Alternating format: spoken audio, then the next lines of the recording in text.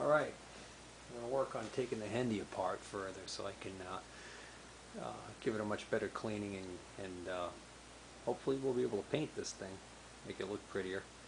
Anyways, one of the things I needed to do is make some more room here in the shop, and I did actually do that. I cleared off some shelving down the other end there so I can have some dedicated shelf space to put some boxes and containers on and store the parts, especially a lot of the small parts. So the first thing I'm going to do is I'm going to clean up all of these little pieces from the tapering jig that I had disassembled, and also the parts of the tapering jig, the larger parts, and put them all on a shelf and get them up out of the way.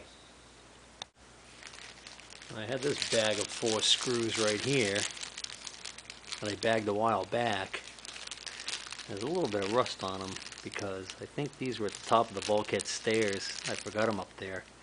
So I think these were for the bracket that controls that rod that I took off the bottom there, the one that I ended up bending slightly in the process of trying to get it down the basement, and that's sitting over against the wall over there. So I'm pretty sure that's what these are for. So I think I'll take these screws that I was just showing you, and I'll put them in this Tupperware container along with this spacer right here. This spacer looks like it's not original. I can't tell if that's original to the lathe or not, but that went right on here. I'm still not convinced whether or not that's even supposed to exist. But for the chuck that was on there, the 4-jar chuck that came with the lathe, it seemed to work perfect, so I definitely want to hold on to it. And then, at some point, I got a lot of good advice about, I was really worried about this being, that because this is not a standard thread that's used on a lot of vacuum plates for lathes, got a lot of encouraging words from people on like the Practical Machinist website, and that saying that it's just not that hard to make your own vacuum plates for chucks. So the course of action that they were all recommending pretty much unanimously agreed that what I should do is I should create a copy of the spindle here and use that as sort of like a thread gauge for when I'm boring and threading the vacuum plates. So by doing that, I should be able to make up my own vacuum plate to put on any chucks that I want that I might come across. Or also, I was thinking of maybe making a faceplate, because I don't have a faceplate for this chuck, for this lathe.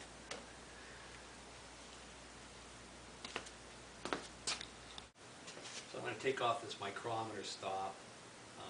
It's pretty easy to take this off. It's just a matter of loosening it up to the point where I can pop it right off of the ways. There's a little Allen head screw in the top there. That's probably not the original screw for this. And here's an Allen wrench that's stuck in here. It's been severely modified because it's this size on this end, and then somebody ground down this side to another size. For what purpose? I do not know. I'm going to keep it with this, and I'm going to put that in the box that I got from my friend who sent me the nice threading dial. I'm going to keep all that together in there. And these are those screws and that spacer. I'll keep that in there. And then I think while I'm at it, why don't I just grab this tool post.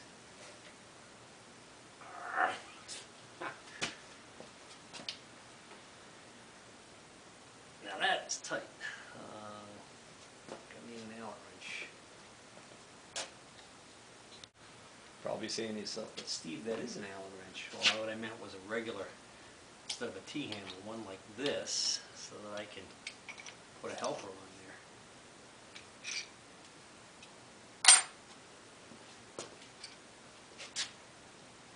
This I just got to loosen up a little bit, and then I can slide it right out. Oh, and there's the T-nut right there. I could take measurements of this and give it to the guy who actually sold me the BXA tool holder, the Aloris tool post. It was missing the T-nut, and he said that if I got him the dimensions, he'd make me one. Since he's got access to a milling machine at work, that could probably do it in a matter of minutes. All right, now I know that if I loosen these two nuts, one on this side and one on this side, you know, that's how you swivel this. It seems to move nice and smooth. A lot nicer than that Atlas one, that's for sure. Anyways, I know that's how you swivel this and adjust it. It's got a witness mark right there, and it's got degrees calibrated on that bottom half. But I also think that if I take these nuts all the way off, I think I can actually lift this right up off of here.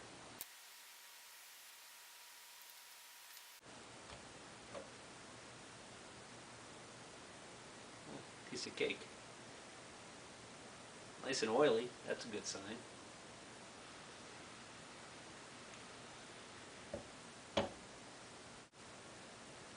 Looks like you take this screw out, which looks like it's staked in place. And that must be how you remove that nut that this lead screw gauges in order to replace that if it's worn.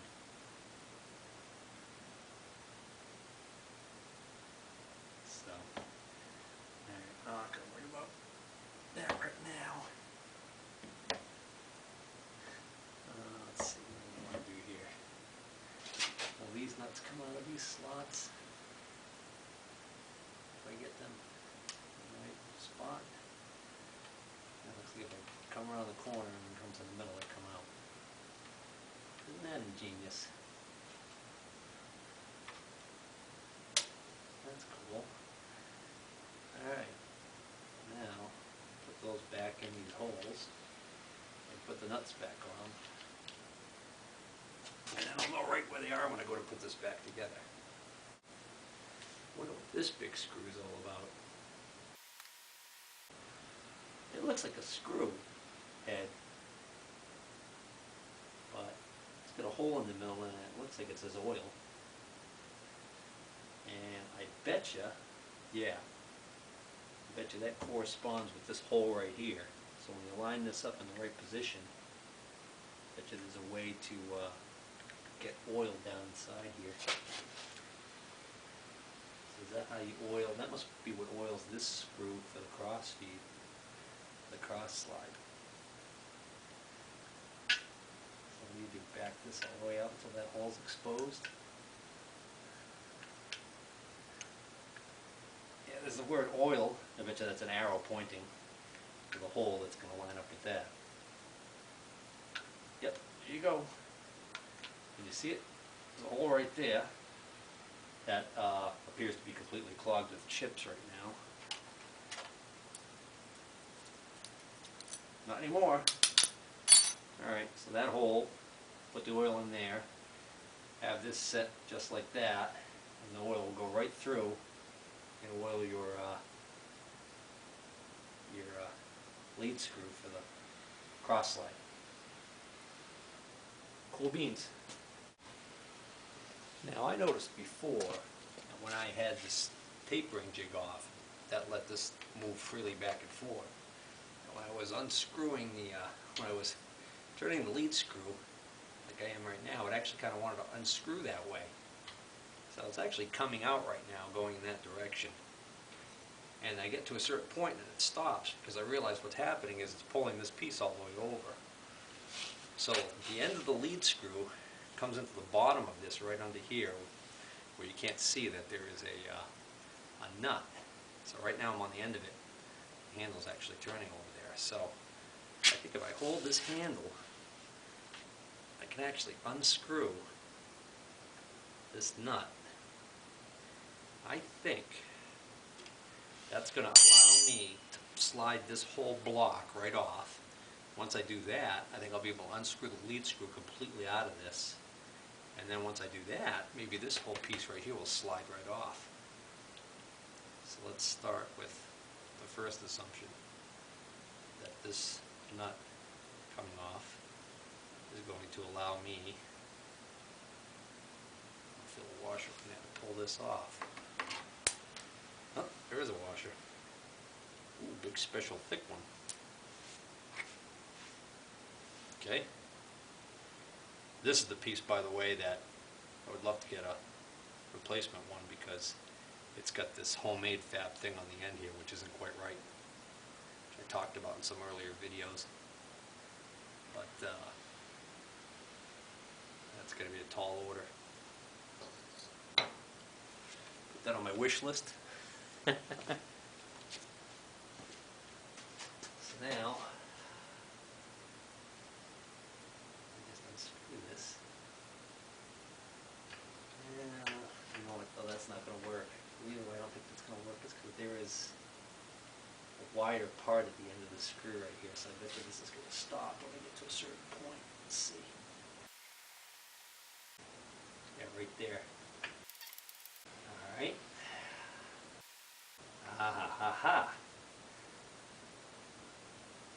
Big screw head with the hole right through it for the oil to flow through right here where my finger is. Right here is that big, what looks like a screw slot here. And it's pretty chewed up, like somebody's tightened it or loosened it or beat on it. But anyway, I'm betting that not only does that act to let the oil go through there, but I bet you the reason why it's a screw, I bet you that's holding the nut on the bottom here. So I'm going to take that out, then I should be able to slide this whole part right off. Oh, I'll tell you what, this screw is really loose. Now, my first thought is that when you put this in, it should be tight all the way like that.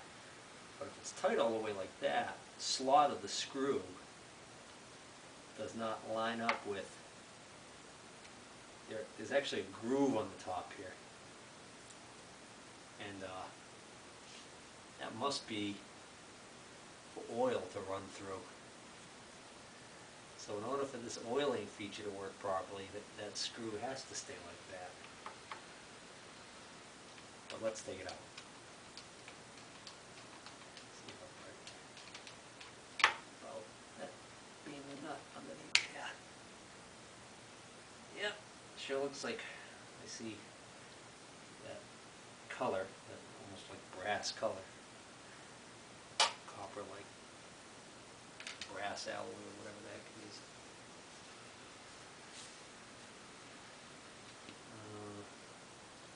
Oh yeah, so that just comes right out now. Or does it? No, it can't because the nut's on it. And that nut's still not going to come off that end because of this wide piece on the end here. Interesting. Well, let's see if this will slide off.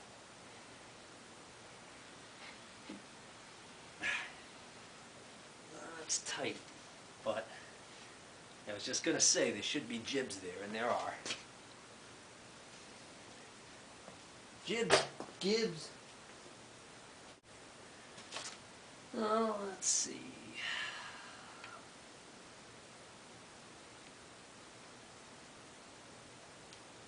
Loosen that one.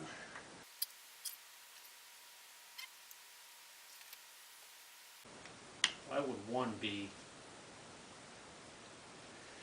one be ridiculously tight and the other's not? 1 out of 4 of the jib screws doesn't want to do anything for me. It's alright, it'd be that way. It's coming off anyways.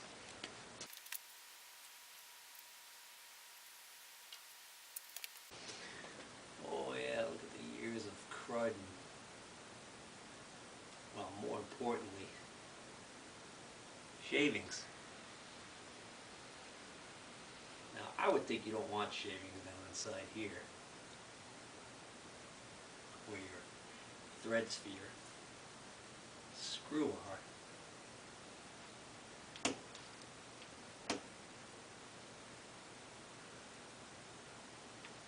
still don't get how this is supposed to come off.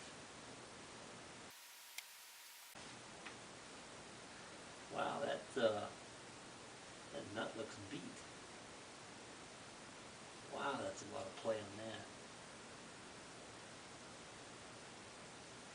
It is a good example of something that could be remade. Right? I mean, why couldn't you just make a copy of this thing so that it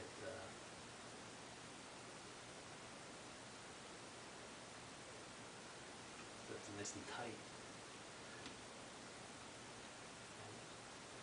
You can't, without actually being able to be here like I am and feel this, you can't appreciate how sloppy this is.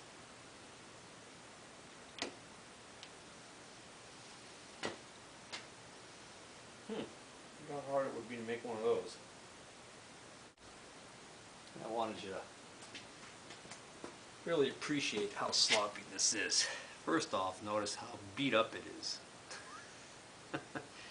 Which makes me think that that's not an original one. That looks just like a piece of crap. But, you see how loose that is on there? So, if I replace this,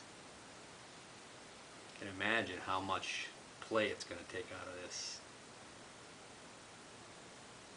cross slide.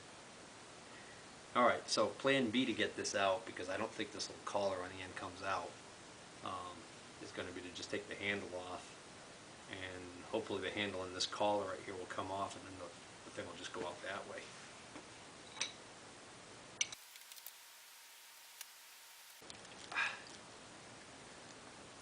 Alright, the handle. Tighten the shot here because you guys aren't looking at anything.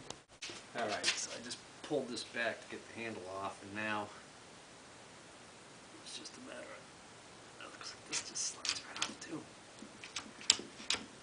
Come on. That's just years of gunk that's keeping that from coming off, or what? Oh, I see, there's a Woodruff key in there. I just shifted out of position, so I gotta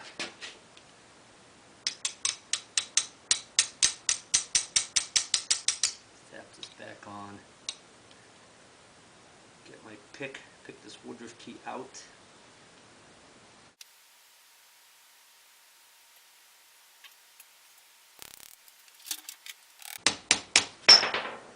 Oops. I was trying to be more gentle. Alright.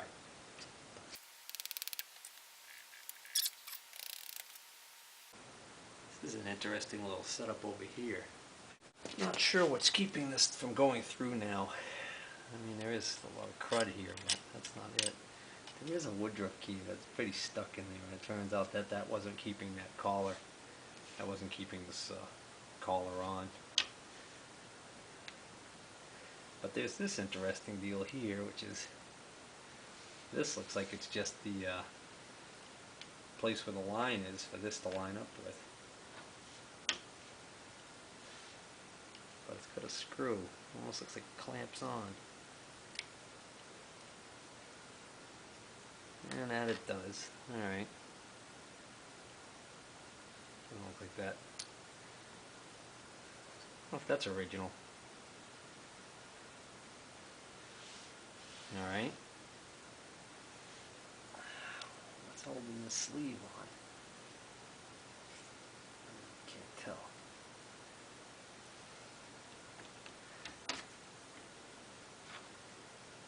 There we go. I think that just came out now. It goes in so far that it sticks again. There might be just some gunk in there. I'm going to give it a love tap. I don't want to force anything. But just like, yeah, alright, that's coming out.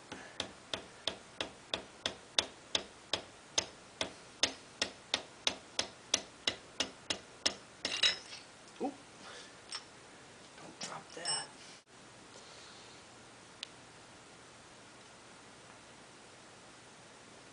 see what this block looks like? More importantly, can you see it? Look how much that's moving.